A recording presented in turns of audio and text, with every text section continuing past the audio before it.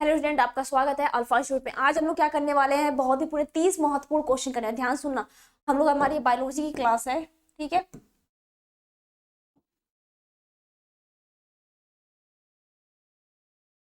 हम देखते हैं जो जीव विज्ञान की होती है क्लास, बायोलॉजी की क्लास की बात बताए तो बहुत बच्चों को क्या होता है, बेसब्री से इंतजार रहता है, ठीक है। जिसको बोलते हैं बहुत ही बेसब्री से इंतजार करते रहते हैं। बहुत सारे बच्चे बोलते हैं कि मैम हम आपकी क्लास का वेट करते हैं। बहुत सारे बच्चों का मैं कमेंट देखती रहती हूँ, बहुत सारे बच्चे, तो उन लोग को बहुत बहुत धन्यवाद कहती हूँ कि जो हमारी क्लासेस का वेट करते हैं, हमारी क्लासेस को देखते हैं, पूरी एनालाइज देखते हैं। जितना मैं क्वेश्चंस कराती हूँ वो पूरे मन से करते हैं, अच्छे से करते हैं, ठीक है। तो मैं सारे बच्चों को धन्यवाद देती हूँ। लेकिन हाँ, आज की क्लास में क्या रहेगी, हम लोग बहुत ही महत्वपूर्ण, हम बात करते हैं बायोलॉजी के, हम लोग क्या करने वाले हैं, 30 महत्वपूर्ण क्वेश्चन करने वाले हैं, ठीक है। बायोलॉजी के 30 महत्वपूर्ण प्रश्न हम लोग क्या करने वाले हैं बिना कोई टेंशन के, बिना कुछ भी। बस हम लोग क्या करेंगे, बहुत इंपॉर्टेंट और बहुत ही मस्त क्वेश्चन करेंगे। मैं इसके बारे में बताऊंगी, ऐसा नहीं है कि बस क्वेश्चन करा दूं, नहीं, क्वेश्चन भी कराऊंगी जिसमें कुछ बताने वाला होगा, या फिर वहां से रिलेटेड क्वेश्चन आते होंगे, या तो वहां से लॉन्ग क्वेश्चन आते होंगे, या तो शॉर्ट क्वेश्चन आते होंगे। ये सभी चीजें मैं क्या करूंगी, डिस्कस करने वाली, ठीक है। बातें समझ में आई, क्लियर है, बताइए। लेकिन अगर किसी बच्चे की कोई प्रिपरेशन नहीं हुआ है, कुछ भी प्रिपरेशन नहीं हुआ है, कोई तैयारी अभी तक नहीं हुआ है आपके बोर्ड एग्जाम के लिए, तो आप लोग ज्वाइन कर सकते हो क्लासेस को, ठीक है। आप लोग क्या कर सकते हो, क्लासेस को ज्वाइन कर सकते हो अपना।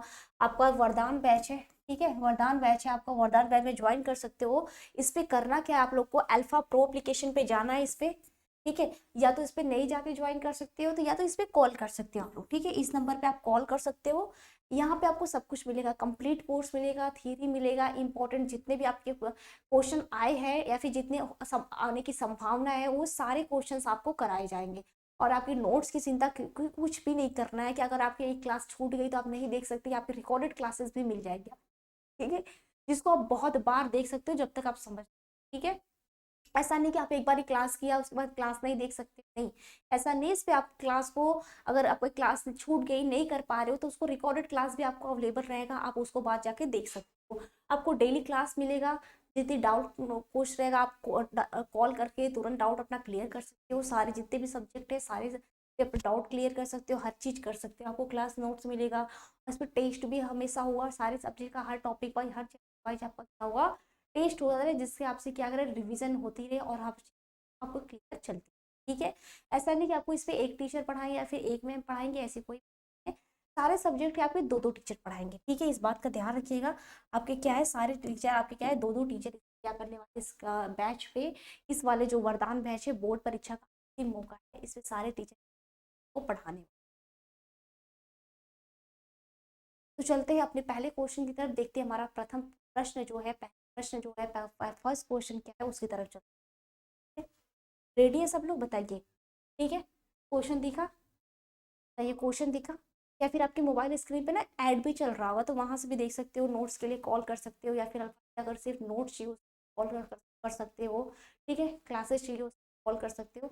चलिए देखिए, इसे पहला क्वेश्चन की बात करते हैं। पहला क्वेश्चन हमारा, जब संतति का एकल, ध्यान से सुनिएगा, क्या बोला कि जब संतति का एकल, ठीक है, जनक जो उसका सब संतति जनक एकल द्वारा होती है, तो यह कहा जाता है, क्या कहा जाता है, यहाँ सुनो। लैंगिक जनन होता है, अलैंगिक जनन होता है, ए और बी दोनों, या फिर आंतरिक निषेचन। तो बात करते हैं जब संतति की, जब जनक एकल होती है, तो इस पर क्या होता है, इसका ऑप्शन नंबर बी क्या होगा, बिल्कुल करेक्ट आंसर हो जाएगा। ऑप्शन नंबर बी क्या होगा, बिल्कुल करेक्ट आंसर हो जाएगा। नेक्स्ट क्वेश्चन भी चलते हैं।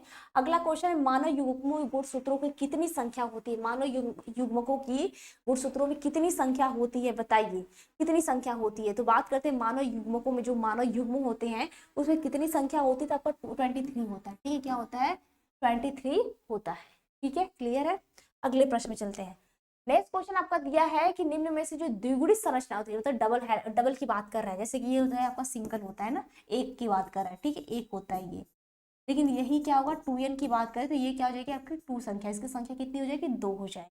तो बोला निम्न में से क्या है, द्विगुणी संरचना, ठीक है, डबल संरचना किसकी है, अंडाणु की है। तो हमको पता है कि अंडाणु की संख्या क्या होती है, सिर्फ n होता है। जो ओवा होता है ना, एक की बात करें, इसकी संख्या क्या होती है, सिर्फ n, एक होता है। भ्रूणपोष क्या होता है, इसकी बहुत सारी संख्याएं होती है। लेकिन युग्मन, जिसका ऑप्शन में क्या, सी बिल्कुल सही, युग्मन क्या होती है, इसकी संख्या ये 2n होती है, ठीक है। मतलब बात कर सकते हैं, आपका ओवा क्या होता है, ओवा और प्लस इस जो आपका शुक्राणु होता है, स्पर्म जो होता है, इन दोनों को मिलकर क्या बनता है, आपका जाइगोट बनता है। इससे संख्या क्या होती है, 2n होती है। स्पर्म की इसकी भी n होता है, इसका भी n होता है, तो ये दोनों मिलते हैं तो इसकी संख्या 2n हो जाती है। ऑप्शन नंबर बिल्कुल करेक्ट आंसर। ठीक है, अगले प्रश्न में चलते हैं। अगला क्वेश्चन देखिएगा, मदिया है मनुष्य पुरुष में गुणसूत्रों की संख्या होती है। ठीक है, और हमको पता है जो फीमेल होता है, पुरुष की बात बताए तो इसमें क्या होता है, इसमें हमको पता है XY होता है, और जो फीमेल होता है, ठीक है, फीमेल का क्या होता है XX होता है। ठीक है, इसमें देखिए दिया है आपका, तो ये तो होगा नहीं 44 और x ये भी नहीं होगा। इसकी बात कर लेते हैं, और इसकी ये 46 XY दिया, तो हमको पता है कि हमको क्रोमोसोम की जो संख्या, जो गुणसूत्र की संख्या की बात बताए बच्चों। ठीक है, अगर गुणसूत्र की संख्या की बात बताए हमको पता है 46 होता है। ठीक है, 46 गुणसूत्र होता है, तो ये दोनों तो होगा नहीं, तो बचता क्या आपका ये वाला। ठीक है, क्योंकि क्या हो जाएगा आपका, ये 44 हो जाएगा, प्लस क्या हो जाएगा x और y, इसकी संख्या क्या होगी 45, इसकी संख्या क्या होगी 46। ठीक है, यार इतनी बातें, तो ऑप्शन नंबर बी क्या होगा इसका, बिल्कुल करेक्ट। आप लोग कमेंट में भी इसका आंसर दे सकते हैं, मैं सबका कमेंट पढ़ती हूँ, ऐसा नहीं कि आपका कमेंट नहीं पढ़ती, मैं कमेंट पढ़ती हूँ। आप कमेंट में ऐसे चैट बॉक्स में देंगे तो चैट बॉक्स में कमेंट नहीं देख पाते, कमेंट में दोगे तो हम कमेंट क्योंकि देख लेते हैं। ठीक है, क्लास के बाद भी सारे बच्चों का कमेंट हम देखते हैं, तो आप कमेंट में आंसर दीजिएगा, हम सारे बच्चों का कमेंट देखेंगे।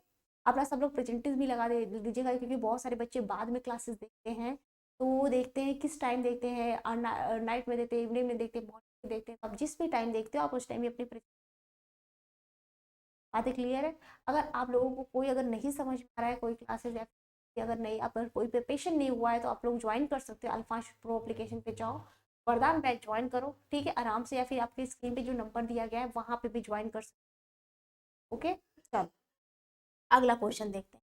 नेक्स्ट है, निम्न में से कौन सा कीट भक्षी पौधा है। ठीक है, कीट भक्षी की बात कर रहा है, जो क्या करता है कीटों को खाता है। ऐसे बहुत सारे होते हैं, आपका बात करें ड्रोसोरा नेप्थीज जो होता है। ठीक है, मतलब इस ए और बी दोनों जो होते हैं, ड्रोसेरा और नेप्थीज की बात करें तो ये जो होता है ये कीट भक्षी पौधा होता है, क्योंकि ये जो इसकी पत्तियां होती है, इसके पत्ते पर जो कीट पतंगे बैठते हैं ना, कीट जो कीड़े मकोड़े होते हैं ना, वो उनके पे बैठते हैं, तो उनको क्या करते हैं ये खा जाते हैं, और उसी से अपना क्या करते हैं भोजन ग्रहण करते हैं। जैसे कि समझ लीजिए मैं बना देती हूँ। ठीक है, ये लो छोटे छोटे क्या फ्लावर बना देते हैं, सपोज दैट मान लो ये तुम्हारा फ्लावर किसी और कलर से। ठीक है, ये इसकी क्या है पत्तियां हैं, ये इसकी क्या है पत्तियां। ओके, अब देखो यहाँ पे क्या है, चलो ब्लैक स्वन, यहाँ पे क्या है, ये तुम्हारे कीट पतंगे आते हैं। ठीक है, ये तुम्हारे कीट पतंगे इस पे बैठ जाते हैं। मान लो ये ड्रोसीला का है, ठीक है, या फिर नैप्थीस का किसी का, मान लो ये तुम्हारा प्लांट है। ठीक है, ड्रोसेरा का या तो नैप्थीस का, ये क्या है प्लांट मतलब पौधा है। तो जब कीट पतंगे आते हैं तो ये क्या करता है ना, पूरा ये ऐसे कर लेता है। ठीक है, ध्यान देना, ये ऐसे फ्लावर है ना, ये पूरा क्या कहते हैं ऐसे ऐसे इस पे फूल, इस पे कीट पतंगे बैठे, ये पूरी तरह से ऐसे बंद कर लेता है। ठीक है, ये पूरी ऐसे क्या कर रहा है, पूरी ऐसे बंद कर लिया, और अंदर ही क्या क्या कीटों को पूरी तरह चूस के बाहर निकाल देगा। ठीक है, ऐसे यहाँ पे मान लो कीट बैठा, ठीक है, ऐसे फ्लावर था। ठीक है, ऐसे फ्लावर था, यहाँ पे कीट बैठा। ठीक है, यहाँ पे कीट बैठा, और ये जगह ड्रोसेरा का जो प्लांट, जो पंखुड़ियां किनारे किनारे थी, ये ऐसे इसको बंद कर लेता है। ठीक है, बंद करने के बाद उसको अंदर ही अंदर पूरा चूस के फिर ऐसे ये बाहर निकाल देता है। ठीक है, ये ऐसे होते हैं, इसकी क्रिया ऐसे ही होती है, कीट भक्षी पौधा, इसलिए इसका नाम है कीटों को खाने वाला पौधा, जिसको बोलते हैं कीट भक्षी का। आगे चलते हैं। नेक्स्ट क्वेश्चन दिया है, निम्न में से कौन उभयलिंगी प्राणी है। ठीक है, उभयलिंगी की बात किया है कि मुर्गी है, सांप है, केचुआ है, तो क्या हो जाएगा आपका उभयलिंगी की बात किया है कि उभयलिंगी कौन सा है, तो मुर्गी, तो इस पे तो आपका थोड़ा गलत हो गया। ठीक है, उभयलिंगी की बात किया, अगर उभयलिंगी क्या होता है, इसमें केचुआ होता है। ठीक है, क्या होता है आपका केचुआ होता है। ठीक है, उभयलिंगी क्या होता है, केचुआ, इसमें मेल और फीमेल दोनों होते हैं, उसे क्या कहते हैं, क्योंकि मुर्गी क्या होती है मेल और फीमेल अलग अलग होता है, सांप में भी मेल और फीमेल अलग अलग होता है, ए और बी दोनों होगा नहीं। लेकिन जो केचुआ होता है, ठीक है, वो क्या होता है आपका, उसमें मेल और फीमेल की दोनों बॉडी पाई जाती है, प्रेजेंट होती है। नेक्स्ट क्वेश्चन पे चलते हैं। अगला क्वेश्चन, ठीक है, टैपेटल कोशिका दर्शाती है। ठीक है, टैपेटल कोशिका क्या दर्शाती है बताइए, समसूत्री कोशिका विभाजन दर्शाती है या फिर अर्धसूत्री कोशिका विभाजन, एंडो, ये आपका बहुत 30 महत्वपूर्ण बायोलॉजी क्वेश्चन है। ठीक है, ऐसा नहीं कि चैप्टर वाइज ही कराऊंगी, ध्यान सुनेगा, मैं इसके बाद वाली जितनी भी क्लासेस कराऊंगी आपकी चैप्टर वाइज इंपॉर्टेंट क्वेश्चन करा। ठीक है, ऐसा नहीं है कि नहीं कराऊंगी, आपकी इसके बाद जितनी क्लासेस होगा, ठीक है, इसके बाद में जो भी क्लासेस दूंगी आपके क्या होगा, चैप्टर वाइज इंपॉर्टेंट क्वेश्चन कराऊंगी। ठीक है, चैप्टर वाइज इंपॉर्टेंट क्वेश्चन सब कुछ कराऊंगी, लेकिन इस क्लास के बाद आपकी जितनी क्लासेस आएंगी आपको सबके क्या होगा, चैप्टर वाइज इंपॉर्टेंट क्वेश्चन कराऊंगी। इसके आंसर बताइए। टैप्टेल कोशिका क्या दर्शाती है? समसूत्री कोशिका विभाजन, अर्धसूत्री कोशिका विभाजन, या फिर एंडोमाइटोसिस कोशिका विभाजन, या फिर एंडोमाइटोसिस तथा बहुगुणिता। बताइए इसका आंसर क्या हो जाएगा? एंडोमाइटोसिस कोशिका विभाजन दर्शाती है। ठीक है, एंडोमाइटोसिस कोशिका विभाजन ये दर्शाती है। ठीक है, नेक्स्ट क्वेश्चन भी। अगला क्वेश्चन है पराग भित्ति होती है क्या होती है? तो पराग भित्ति की बात करें तो ये हमारा द्विस्तरीय होता है। ठीक है, उसमें क्या होता है? बाहरी इंटाइन होता है कि एक्साइन, मतलब बाहर का जो होता है एक्साइन होता है, क्योंकि पराग भित्ति जो होती है ना, इसमें ऐसे ऐसे होता है। डायग्राम आपने देखा होगा, इसमें ऐसे ऐसे होता है। ठीक है, अंदर की बात करें तो इसको इंटाइन बोलते हैं। क्या बोलते हैं इसको? अंतर्भित्ति। और बाहर क्या होता है आपका? एक्साइन होता है। ठीक है, तो दो होती है, जबकि ये पराग भित्ति होती है, उसको क्या बोलते हैं? द्विस्तरीय होता है, जिसमें दो लेयर पाई जाती है। क्लियर इतना? ठीक है, नेक्स्ट क्वेश्चन पे चलते हैं। अगला है निम्न में से कौन सा नर युग्मक संयोजन कर भ्रूणी बनाता है? भ्रूण की बनाता है। बताइए निम्न में से कौन सा नर युग्मक जो संयोजन का भ्रूणी बनाता है? बताइए इसमें से कौन है? निष्कांड हो जाएगा, फिर ठीक एंटीपोडल्स हो जाएगा, फिर सहायक कोशिका, या फिर द्वितीयक केंद्रक हो जाएगा। सब क्या हो जाएगा? बात करते हैं सहायक कोशिका। ठीक है, क्या हो जाएगा? सहायक कोशिका हो जाएगा। युग्मक के संयोजन का जो भ्रूणी बनाता है उसमें कौन सा बनाता है? इसमें सहायक कोशिका। नेक्स्ट क्वेश्चन भी। अगला क्वेश्चन है निम्न में से कौन सा पुष्पासन खाया जाता है? तो बात करते हैं नारंगी का। हम लोग क्या खाते हैं? पुष्पासन खाते हैं। ठीक है, नारंगी का क्या खाते हैं? नहीं सॉरी, नारंगी का नहीं, फल सेब का। ठीक है, सेब का क्या होता है? हम लोग पुष्पासन भाग खाया जाता है। ठीक है, उसी में सत्य फल भी होता है। तो क्या होता है? पुष्पासन में हम लोग सेब खाया जाता है। नेक्स्ट क्वेश्चन पे चलते हैं। अगला दिया है निषेचन आंतरिक होता है, किस में होता है? तारा मछली में होता है, सार्क में होता है, या फिर हड्डीदार मछलियों में होता है, फिर उभयचर में होता है। तो इसमें बोला आंतरिक निषेचन, मतलब जैसे कि हम लोग का इंसानों का होता है ना आंतरिक निषेचन, मतलब बॉडी के अंदर क्या होता है? जो बच्चे होते हैं उनका पूरा पूर्ण विकास होता है। ठीक है, पूरी डेवलपमेंट होती है, पूरी अच्छे से विकास होती है। उभयचर का जो बाहर निषेचन, यहाँ पे दोनों चीज बता दे रही है। ठीक है, देखो आंतरिक निषेचन, देखो बाहर निषेचन क्या होता है? बाहर निषेचन क्या होता है? शरीर के बाहर। ठीक है, शरीर के बाहर निषेचन जो होता है उसको बाहर निषेचन कहते हैं। बाहर निषेचन, मेढक होता है ना, उसका शरीर के बाहर निषेचन होता है। वो अंडा पानी में दे देता है, उसके बाद क्या होता है? ठीक है, वो क्या करता है? वो अपना बच्चा अंडे बाहर दे देता है पानी में, उसके बाद उसका निषेचन वहीं पे क्या होता है? पानी, उसका पूरा डेवलपमेंट बच्चे का होता है। लेकिन आंतरिक निषेचन की बात करते हैं, इसका ऑप्शन नंबर डी जो सार्क है ना, इसमें क्या होता है? आंतरिक निषेचन। निषेचन क्या होता है? आंतरिक शरीर के अंदर होता है। अगले प्रश्न पे चलते हैं। नेक्स्ट क्वेश्चन दिया है युग्मक निर्माण की क्रिया को क्या कहते हैं? युग्मक निर्माण की क्रिया को हम लोग क्या बोलते हैं? युग्मक जनन कहते हैं। ठीक है, क्या होता है इसका? युग्मक जनन कहलाता है। ओके, जो युग्मक, जो जाइगोट का निर्माण होता है, जो फॉर्मेशन होता है, वो जो क्रिया होती है, जो प्रोसेस होती है, उसको हम लोग क्या बोलते हैं? युग्मक जनन कहा जाता है। अगले पे चलते हैं। नेक्स्ट दिया है मानव शुक्राणु के एक्रोसोम का निर्माण होता है। बताइए जो मानव में शुक्राणु होता है ना, ये आपका मानव। ठीक है, इसमें तीन पार्ट होते हैं। पहला तो आपका हेड होता है। ठीक है, और ये आपका मिडल पीस होता है, मध्य भाग, और ये आपका क्या होता है? टेल होता है। तीन भाग होते हैं। और एक्रोसोम की बात करें तो यहाँ पे जो टोपी नुमा संरचना होती है ना, यही हमारा एक्रोसोम होता है। तो बात करें मानव के शुक्राणु में एक्रोसोम का निर्माण होता है, किसमें होता है? बताइए लाइसोसोम द्वारा, गाल्जी काय द्वारा, या फिर केंद्र या फिर अंतःप्रदेश जल का। तो इसमें बात करते हैं गाल्जी काय द्वारा। ठीक है, किसके द्वारा होता है? जो मानव शुक्राणु, जो एक्रोसोम ऐसे ही था, ये आपका क्या मानव शुक्राणु में तीन भाग होते हैं। ठीक है, हेड होता है आपका जो सिर होता है, फिर मिडिल पास मध्य भाग होता है, और नीचे क्या होता है? टेल, जो इसको मूव करने में हेल्प करता है। और यहाँ पे तुम्हारे हेड पे ही क्या होता है? एक्रोसोम पाया जाता है, जो क्या करता है? ओवा को विच्छेदित मात करते उसको निषेचित करने के लिए, उसको उसको जो बाहरी ओवा, देखो एक्रोसोम का मेन कार्य ये होता है, नुकीला होता है। ठीक है, अगर मान लो ये ओवा है तो इसको बात करें छेदा करने का कार्य करता है। ठीक है, क्योंकि नुकीला नहीं होगा तो क्या होगा? छेदा कर पाएगा नहीं ना, तो नुकीला होता है क्योंकि वो निषेचित कर सके ओवा। तो ये गांजी का, इसका सी वाला ऑप्शन बिल्कुल करेक्ट हो जाएगा। आगे चलते हैं। नेक्स्ट क्वेश्चन आपका दिया है कॉपर टी का कार्य क्या होता है? तो बात करें जो कॉपर टी होता है, इसमें फीमेल की बात करें, निषेचन को रोकने का कार्य किया जाता है। ठीक है, ये आपका कॉपर टी क्या होता है? निषेचन, जो महिलाएं प्रेग्नेंट होती हैं, प्रेगनेंसी को रोकने के लिए क्या होता है? कॉपर टी का उपयोग किया जाता है। इसका ऑप्शन नंबर सी क्या होगा? बिल्कुल करेक्ट आंसर। ठीक है, निषेचन को रोकने के लिए,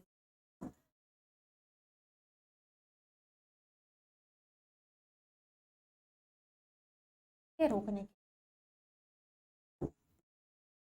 आगे देखते हैं।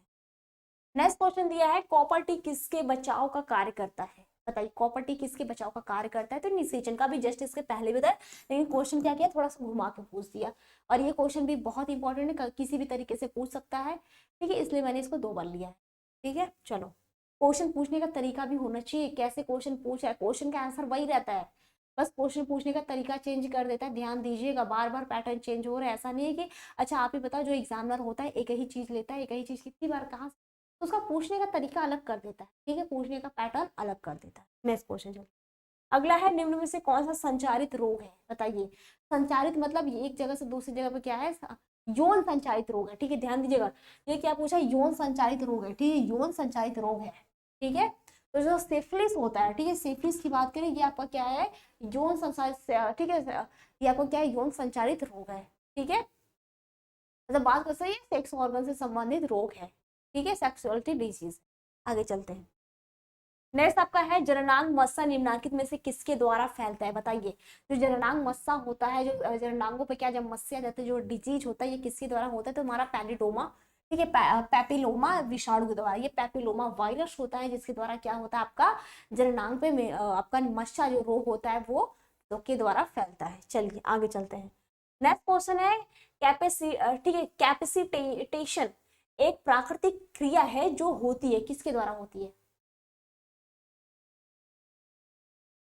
बताइए। जो कैपेसिटर है एक प्राकृतिक क्रिया है जो होती है, किसके द्वारा होती है, तो मादा जनन मार्ग में, ठीक है, क्या होती है ये, मादा जनन मार्ग में।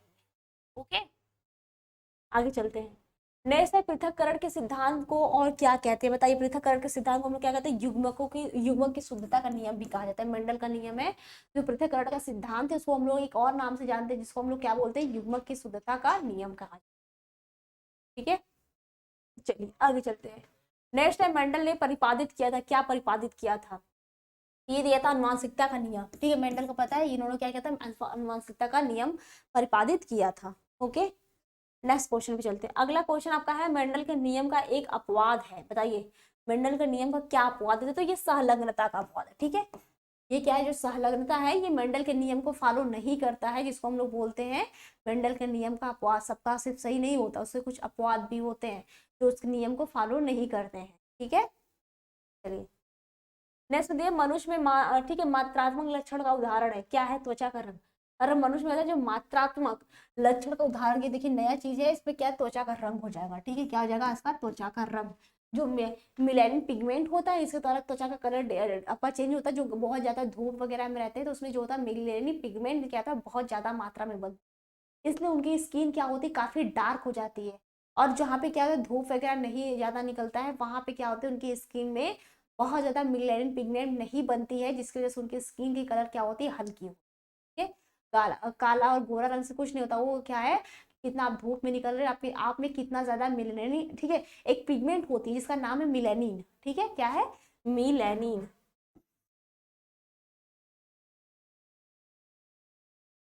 ठीक है, मिलेनिन पिगमेंट। इसका ऑप्शन नंबर बी क्या होगा, बिल्कुल करेक्ट आंसर। ओके, अगला प्रश्न देखिए, अगर आपकी कोई भी प्रिपरेशन नहीं हुआ है, ध्यान से सुन लीजिए, अगर एक बार फिर से बता रहे, अगर आपके कोई भी प्रिपरेशन नहीं हुआ है तो आप इस बैच को ज्वाइन कर सकते हो, ठीक है। यहाँ पे आपको सब कुछ जीरो से लेकर 100% की फुल प्रिपरेशन कराई जाएगी। अगर कुछ भी तैयार नहीं है, लेकिन आप हमारे साथ मेहनत करोगे, बार बार कह रहे हो, अगर हमारे साथ मेहनत करोगे तो आपकी गारंटी देते हैं बहुत अच्छा, जितना पढ़ाया जाएगा उसका पढ़ोगे, जितना रिविजन करोगे, लेकिन मेहनत करने के लिए ज्वाइन करना है। ऐसा नहीं कि फालतू के बच्चे क्या करते हैं, ज्वाइन कर लेते हैं और पढ़ करते हैं, ऐसे नहीं, ऐसे तो आपको अगर मेहनत करना होगा, साथ साथ में मेहनत करना होगा, तभी क्लासेस ज्वाइन करना, ठीक है। यहाँ पे कोई रस शरबत नहीं है कि आपको घोल के पिलाया सागा, ऐसा कुछ भी नहीं है कि आपको चाय बनाया पिला दिया। मेहनत करना पड़ेगा, अगर मेहनत करनी है, पढ़ाई करनी है, साथ साथ में पढ़ाई करनी है, जितनी पढ़ाई जा रही है उतनी पढ़ाई करनी है, और जितना रिवीजन कराया जा रहा है, जितना टेस्ट होगा, अगर उतनी करनी है, तो आप लोग इस बैच को ज्वाइन कर लीजिए, आपके लिए परफेक्ट मौका है आपके एग्जाम के लिए, ठीक है। अगर कुछ भी प्रिपरेशन नहीं हुआ, कुछ भी नहीं, लेकिन मेहनत करने की आदत है, अगर आप किसी वजह से अभी तक कुछ नहीं पढ़ पाए हो, कुछ भी नहीं कर पाए हो, अगर आपको टाइम नहीं मिल पाया है, फिर कोई कोई ऐसी परिस्थिति आ गई जिसकी वजह से आपने कोई पढ़ाई नहीं किया अभी तक, तो आप इसको ज्वाइन कर सकते हो, लेकिन हाँ मेहनत करना होगा, ठीक है। मेहनत नहीं करोगे तो फिर नहीं ज्वाइन करना, क्योंकि ऐसा कोई शरबत नहीं है कि आपको घोल के पिला दिया जाएगा, ठीक है। मेहनत करना होगा, जितना पढ़ाया जाएगा उतना पढ़ोगे, और प्लस रिविजन करोगे, आपका टेस्ट होगा उसको दोगे, तो आपको गारंटी देते हैं बहुत अच्छे मार्क्स से आप पास हो, ठीक है, सारे सब्जेक्ट में। चलिए अगले क्वेश्चन पे।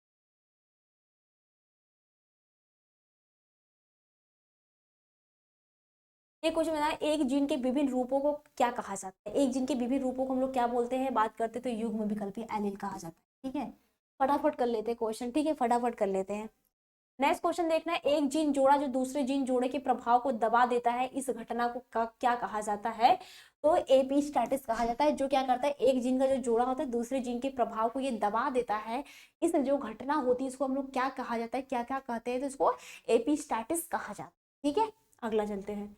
नेक्स्ट क्वेश्चन चलते हैं, मनुष्य में ए बी ओ रक्त समूह क्या दर्शाता है? बताइए, जो मनुष्य में ए बी ओ रक्त समूह, हमको पता है कि हमारा जो ब्लड ग्रुप होता है ये 4 प्रकार का होता है। ठीक है, 4 टाइप का होता है।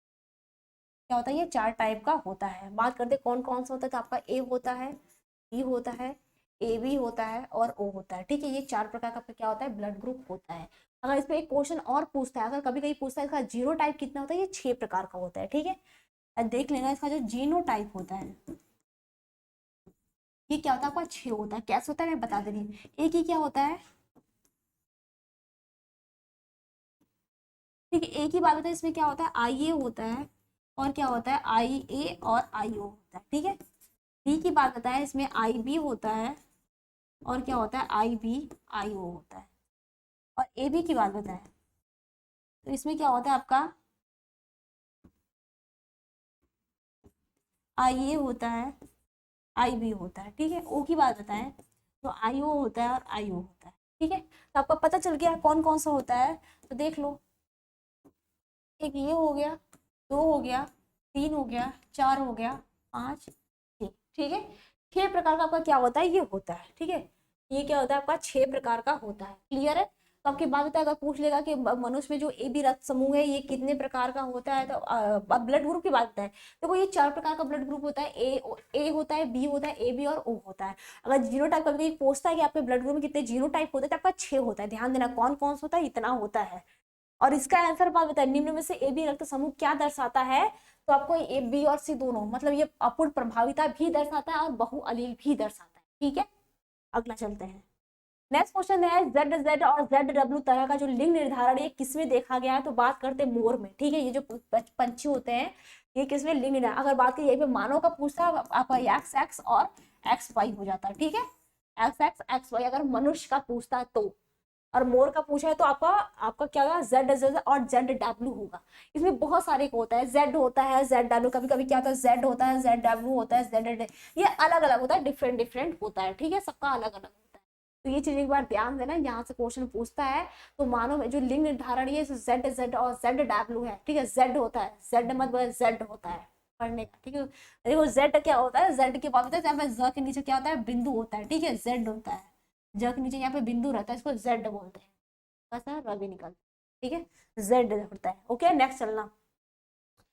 विभिन्नता का मुख्य स्रोत क्या है? विभिन्नता की बात क्या बोला, मुख्य स्रोत क्या है? तो इसका क्या हो जाएगा, उत्परिवर्तन है। ठीक है, क्या हो जाएगा इसका, उत्परिवर्तन है। ओके, यही आखिरी क्वेश्चन था। ठीक है, आखिरी क्वेश्चन यही था, विभिन्नता का मुख्य स्रोत क्या है। तो आपका आखिरी प्रश्न हमारा यही था। ओके, तो इस तरह मिलते हैं। हाँ, एक बात और सुन लीजिए, हाँ मैं बता दें, इसके बाद मैं क्या करूंगी, देखो इसके बाद में जितनी भी मेरी क्लासेस आएंगी उसमें क्या होगा, चैप्टर वाइज इंपॉर्टेंट क्वेश्चन कराऊंगी। ठीक है, ऑब्जेक्टिव का जितना होगा चैप्टर वाइज सारे क्वेश्चंस में कराऊंगी। लेकिन इस क्लास के बाद, ठीक है, इसके बाद जितनी भी क्लासेस होंगी सारी जितनी इंपॉर्टेंट होगा सब कुछ। और ज्वाइन नहीं करता ये भी तुम ज्वाइन कर सकते हो। ठीक है, आ सकते हो, यहाँ पे फुल वेलकम है। चलो आज के लिए धन्यवाद, मिलते हैं नेक्स्ट क्लास में अपनी नेक्स्ट क्लासेस और नेक्स्ट टॉपिक्स के साथ। ठीक है, तब तक मस्त रहो, बढ़िया रहो, पढ़ते रहो।